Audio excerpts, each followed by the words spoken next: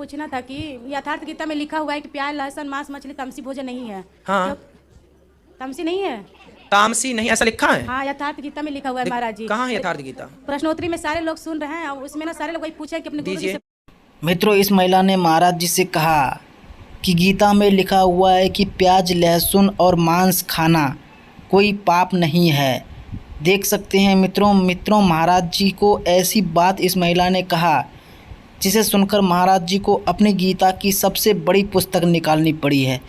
मित्रों, इस महिला ने महाराज जी से ऐसा क्यों कहा और महाराज जी ने इस गीता में क्या दिखाया इस महिला को? क्या सच में मांस और प्याज लहसुन खाना पाप है या नहीं है? इस महिला के इस प्रश्न को ढूंढने के लिए महाराज जी ने सबसे बड़ी गीता निकाल दिया। देख सकते हैं आज पहली बार महाराज जी इस गीता में लिखे गए शब्दों को इस महिला के सामने प्रकट कर रहे हैं। मित्रों, गौरी गोपाल आश्रम में आज पहली बार ये महिला आई हैं और इस महिला को बहुत बड़ा संदेह था। गीता के ऊपर इस महिला ने इतनी बड़ी संदेह कर दिया कि महाराज जी को अपनी सबसे बड़ी गीता निकालनी पड़ी है।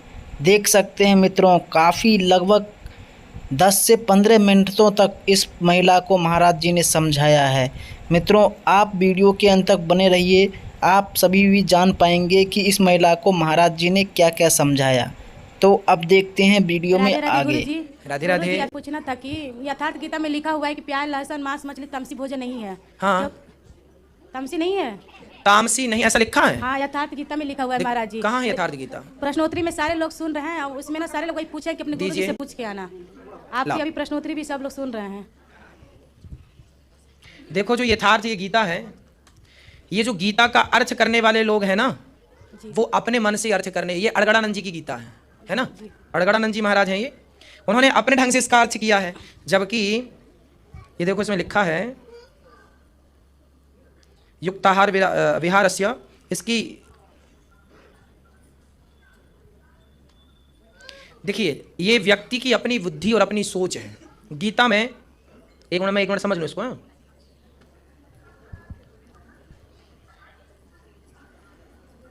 हाँ, गीता के अनुसार इसमें देखो, इसके अनुसार ये पढ़ रहे हो जो उसमें लिखा है इन्होंने कि रसयुक्त चिकना और स्थिर रहने वाला भोज्य पदार्थ सात्विक है। लंबी आयु, यही ना, लंबी आयु, अनुकूल बल बुद्धि बढ़ाने वाला आरोग्यवर्धक पदार्थ सात्विक है। स्वभाव से हृदय को प्रिय लगने वाला भोज्य पदार्थ सात्विक है। अतः किसी खाद्य पदार्थ को घटाना बढ़ाना नहीं, परिस्थिति परिवेश तथा देशकाल के अनुसार जो भोज्य वस्तु स्वभाव से प्रिय लगे और जीवनी शक्ति प्रदान करे वह सात्विक है। अच्छा, इसमें ऊपर लिखा है दुम्बा, चीनियों को मेंढक, तो दूसरी ओर ध्रुव जैसे ठंडे प्रदेशों में मांस बिना गुजारा नहीं है ना? रूस और मंगोलिया के आदिवासी खाद्य में घोड़े इस्तेमाल करते हैं। यूरोपवासी गाय तथा सुअर दोनों खाते हैं। फिर भी विद्या बुद्धि विकास तथा उन्नति में अमेरिका और यूरोपवासी प्रथम श्रेणी में गिने जा रहे हैं। ये इन्होंने बताया है कि वहाँ पे लोग खाते हैं, खाना चाहिए, ये इसमें नहीं लिखा है? इस वाले पेज में महाराज जी लिखा हुआ है। कहाँ? थोड़ा यहाँ जाइए, हमें बताइए, हम इसको समझ के फिर आपको समझाएं। देखिए, पहली बात आप लोग ये समझिएगा कि ये जो गीता है, इसलिए हम आपको कहते हैं कि गीता सिर्फ गीता प्रेस गोरखपुर की खरीदिए। उसमें देखो अर्थ जो है, ये तो अर्थ अपने ढंग से कर लेते हैं। अच्छा, ये ठीक है। हे अर्जुन, जो यज्ञ केवल दंभाचरण के लिए हो या फल को उद्देश्य बनाकर किया जाता हो, उसे राक्षस यज्ञ जान। यह करता यज्ञ की विधि जान, किंतु दंभाचरण या फल के उद्देश्य बनाकर करता है कि अमुक वस्तु मिलेगी तथा लोग देखें कि यज्ञ करता है, प्रशंसा करेंगे, ऐसी यज्ञ करता वस्तुतः राजसी और तामस। इसमें नहीं लिखा ये, आप पहले पढ़ लीजिए फिर मेरे को बताइए। यदि देखो, मैं आपको बता दूं महाराज जी, यहाँ है प्याज राजसी और ना लहसुन तामसी है। अच्छा, कहाँ तामसी? ये लिखा तो तामसी है जी। तामसी है, इसमें लहसुन तामसी लिखा है। चलो मैं पूरा पढ़ लेता हूँ। योगेश्वर कृष्ण के अनुसार स्वभाव से हृदय को प्रिय लगने वाला बल, आरोग्य, बुद्धि और वायु बढ़ाने वाला भोज्य पदार्थ ही सात्विक है। जो भोज्य पदार्थ सात्विक है वह सात्विक मनुष्य को प्रिय होता है। इससे स्पष्ट हो जाता है कि कोई भी खाद्य वस्तु सात्विक, राजसी अथवा तामसी नहीं होती। उसका प्रयोग सात्विकी, राजसी तथा तामसी हुआ करता है। ना दूध सात्विक है, ना प्याज राजसी है और ना लहसुन तामसी है। ये इनका अपना मत है जी, ये इनका अपना मत है। क्योंकि महाराज जी हम लोग प्याज लहसुन नहीं खाते हैं शुरू से ही हम लोग। हाँ। लेकिन रिलेशन वाले सब बोलते हैं ना कि ग्रंथ में खुद लिखा हुआ है, ना जी, ना जी, मना अब करते गीता नहीं देना, खाना चाहिए। अब गीता देना। तो इसीलिए महाराज जी ना बोले कि अपने गुरु जी से पूछ के आना, हम लोग सुनेंगे प्रश्नोत्तरी में। बेटा गीता वहाँ देना, वो रखी है। तो इसीलिए महाराज जी आपके मुझसे ही हम लोग। अब मैं आपको देखो, ये गीता का ये गीता के 17वें अध्याय का 8वां श्लोक है। क्यों? जी महाराज जी। लाओ। ये देखो, ये भगवत गीता है। मैं इसका 17वां अध्याय खोल रहा हूं और इसका श्लोक की व्याख्या आपको करता हूं। ठीक है? जी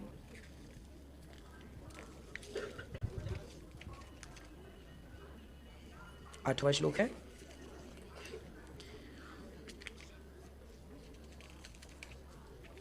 ये देखिए, आयु सत्व बलारोग्य सुख प्रीति वर्धना रस्या स्निग्धा स्थिर हृदय आहारा सात्विक प्रिया। इसका अर्थ मैं पढ़ के बताऊं। ये गीता प्रेस गोरखपुर की छपी गीता है। उसमें क्या लिखा है? आयु बुद्धि बल आरोग्य सुख और प्रीति को बढ़ाने वाले, रस युक्त चिकने और स्थिर रहने वाले तथा स्वभाव से ही मन को प्रिय ऐसे आहार अर्थात भोजन करने के पदार्थ सात्विक पुरुष को प्रिय होते हैं। सात्विक पुरुष को ये आहार प्रिय होते हैं। शास्त्र से विरुद्ध उपवास आदि घोर आचरणों द्वारा शरीर को सुखाना एवं भगवान के अंशरूप जीवात्मा को क्लेश देना, भूत समुदाय को और अंतर्यामी परमात्मा को जिस भोजन का सार शरीर में बहुत काल तक रहता है उसको स्थिर करने वाला कहते हैं। यहाँ देखिए, इस गीता में कहीं भी ये बात नहीं कही गई। ये गीता इसलिए हम आपको कहते हैं कि शास्त्र जो पढ़ें वह भी अच्छे पढ़ें। गलत व्यक्ति के हाथ से लिखे हुए शास्त्र तो वो अपने ढंग की व्याख्या करेंगे, अपने मन की बातें डालेंगे। इसलिए गीता प्रेस गोरखपुर से जो छपी पुस्तकें हमारे हिंदू धर्म की हैं वही वास्तविक में प्रमाणित चीजें हैं। ठीक है? ये जो यथार्थ गीता है, ये देखो श्रीमद् भगवत गीता, ये गीता प्रेस गोरखपुर की है। इसका ये अर्थ ये देखो, इसमें लिखा है, आप पढ़ लेंगे। गीता प्रेस की और तत्व विवेचनी गीता आती है बड़ी, उसमें इसका पूरा विवरण, इस श्लोक की व्याख्या 5 पन्नों में है। मेरे पास वो पुस्तक भी है जो उसकी व्याख्या 5 पन्नों में है। तो इसमें जो लिखा है ये अड़गड़ानंद जी की गीता है, यथार्थ गीता इन्होंने लिखी है। मतलब गीता लिखने का क्या है, श्लोक वही रहते हैं और उन श्लोकों की जो व्याख्या है वो अपने मन से की जाती है। मैंने अपने मन से कर दी तो मेरी गीता होगी, आपने अपने मन से कर दी वो आपकी है, वही भगवत गीता, पर व्याख्याएं अलग अलग हैं। ठीक है? महाराज जी वो लोग तो हम लोग का बात नहीं मान रहे थे, नहीं इसीलिए वो आपसे इसीलिए तो आपसे देखो, उन्होंने ये बात कही कि आप लहसुन प्याज खा सकते हैं। खा सकते हो, कोई तमसी मसी नहीं है, तुम लोग खा सकते हो। इसकी लहसुन प्याज दवाई के तौर पर प्रयोग कर सकते हैं पर स्वाद के तौर पर नहीं। लहसुन प्याज क्यों नहीं खाते, इसके कारण हमने कई बार आपको बताए हैं। लहसुन प्याज इसलिए नहीं खाते क्योंकि लहसुन प्याज जो है अमृत है, पर एक राक्षस राहु नाम के द्वारा वो अमृत समुद्र मंथन का पी लिया गया था। भगवान ने सुदर्शन से सिर काटा तो अमृत की राहु के मुख से होते हुए 2 बूंद जमीन पर गिरी, वह 1 बूंद अमृत लहसुन हो गई, 1 बूंद प्याज हो गई। तो आयुर्वेद में लहसुन प्याज खा सकते हैं आयुर्वेद के अनुसार, कैसे दवाई के तौर पे। पर ठाकुर जी को, भगवान को उसका भोग नहीं लगता, इसलिए नहीं खाते। क्यों नहीं खाते? क्योंकि ये राक्षस का जूठन है और तामसी भी है। इसलिए किसी भी प्रकार से जो बात इसमें लिखी है कि दूध खाओ या लहसुन प्याज खाओ एक ही बात है, ये बात गलत लिखी है। इन्होंने ये बात इसलिए लिखी क्योंकि ये उनका अपना मत है, ये उनका अपना मत है। इसमें भगवत गीता का कोई कसूर महाराज जी इसमें नहीं है। अड़गड़ानंद जी जो है थे, अब तो नहीं है, उनके मंदिर में मैं एक बार गया तो उनके मंदिर में केवल सफेद कलर की भभूति मुझे दिखाई पड़ी। वहां पे कोई भगवान नहीं। उनके इतने बड़े करोड़ों का आश्रम था, करोड़ों रुपए के खर्चे से, लेकिन उसमें एक भी ठाकुर जी का न चित्र था, न मूर्ति थी, न शंकर जी का मंदिर था, न राम जी का, न कृष्ण जी का। वहां बाबा जी ही भगवान के रूप में बैठे हैं। तो जो अपने आप को ही भगवान कह रहे हैं, भला उनके विचार गीता से कैसे मैच कर जाएंगे? ठीक है? इसलिए गीता प्रेस गोरखपुर की गीता पढ़ें और उसी में गीता प्रेस की जो गीता लाओ, यहाँ पे क्या है ये देखो, गीता प्रेस गोरखपुर की जो देखो पुस्तकें हैं ना, ये देखो, ये भी गीता है, पर ये गीता प्रबोधिनी में और व्याख्या मिलेगी। हमारे पास तत्व विवेचनी है, हमारे पास और भी बड़ी गीता है। यहाँ रखी ना सबसे बड़ी गीता, ये रखी है, ये वाली है, देखो और होंगी। तो वो इतनी बड़ी गीता में 4-4, 5-5 पन्ने में। तो आप लोग गीता के अर्थ को समझना चाहें तो गीता प्रेस गोरखपुर की जो हमारे ऋषि मुनियों के रिसर्च से अर्थ किया गया है, ये देखिए। अब देखो ये मैं पढ़ूंगा तो देखो, ये इतनी बड़ी भगवत गीता है। छोटी गीता देना, एक गीता ये है और एक गीता ये है। समझ रहे हैं? जो चीज इसमें है वही इसमें है। फर्क इतना है कि इसमें सिर्फ श्लोक हैं 700 और इसमें एक एक श्लोक की बड़ी बड़ी व्याख्या है। हम लोग ये सब पढ़ते हैं, इसलिए पढ़ते हैं ताकि ये जो बातें लिखी है ना, वो बातें कितनी सत्य हम जान सकें। अब इसमें मैं पढ़ के सुनाता हूं किसमें क्या लिखा है। 17वां अध्याय था ना, 17वें अध्याय का 8वां श्लोक था। इसमें बड़े में हम आपको समझा पाएंगे। ठीक है?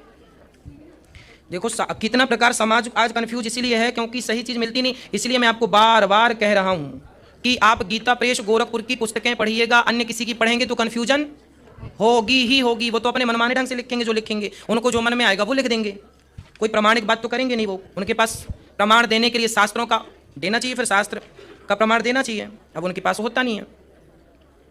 ठीक है? इसकी व्याख्या है आयु, जिस आहारों को करने से मनुष्य की आयु बढ़ती है, सुनिएगा इसका अर्थ है, जिन आहारों को करने से मनुष्य की आयु बढ़ती है वह सात्विक भोजन है, सत्व गुण बढ़ाने वाला है।